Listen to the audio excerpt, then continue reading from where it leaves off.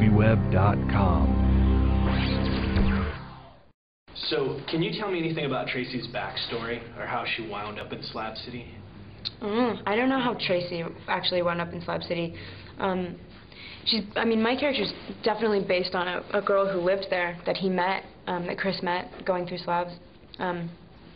But my character is sort of loosely based on her as a person. I mean, we sort of got to create our little character based on what Sean thought of her and you know, other things. But she, my story, I always kind of thought, I don't know about the real Tracy, but I always thought she lived there her whole life. I mean, she's sort of, you know, born to hippie parents and isolated in a way that's like so completely unconventional, sheltered, you know.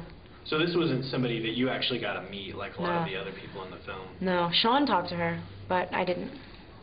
Now, I'm wondering, do you think Chris's advance, or Tracy's advances towards Chris in the movie were kind of denied because she reminded him a lot of his sister? Do you think? That's an interesting point. I think it's a lot of stuff like that. I mean, Chris is a complex guy. We thought a lot about, like, you know, because he's such a charismatic, good-looking, you know, he's a great guy. People love him, but he never grew up with like girlfriends, and I think it was a little bit too heavy for him. Maybe you should ask Emil about this, actually. But I don't know what it was. I think it may also have been that she's so young. I mean, she says she was 16. She could have been like 14 or 15. Mm-hmm. But I think that it's so clear to him that they can have something more than that.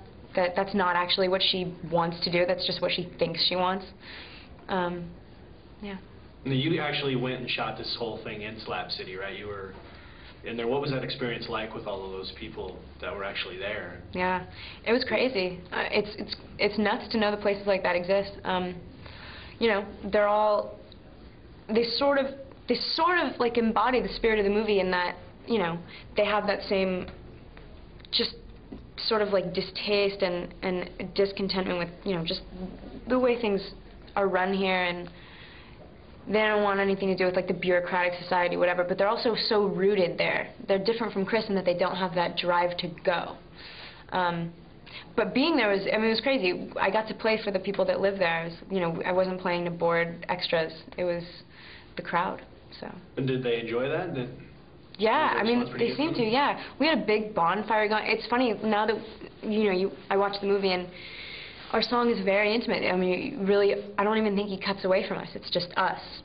But the crowd was insane, and at one point the band kicks up, and like halfway through the song it becomes this like big rock. And I think it got back to the script after, I mean, I think Sean got excited and carried away, and he like was having so much fun at the Slabs that we were gonna have a bonfire and a band, and that was fun. It was a party, but it's not for the movie. Well, I was interested in Leonard Knight as a real actual person who does Salvation Mountain, right? You guys went in there. What was that experience like meeting him? Beautiful. Strange because we were filming a movie, but we couldn't. It's funny. We got to that location. Which is very close to the Slabs. Slabs are right over there, and sort of got out of the van, walked up. Sean like didn't even introduce us. He was just filming. I mean, we got to take the tour as if we just got to Salvation Mountain and took the tour, because I don't think he would have been able, if he was like, you know, told when, you know, if he was given an action and a cut and when to say his line. There were no lines, you know. It was like that part of the movie was a slug line in the script. It was Tracy and Chris go to Salvation Mountain. So we just got to go together. We just got to go take a walk and meet this really incredible human. And no, it was beautiful.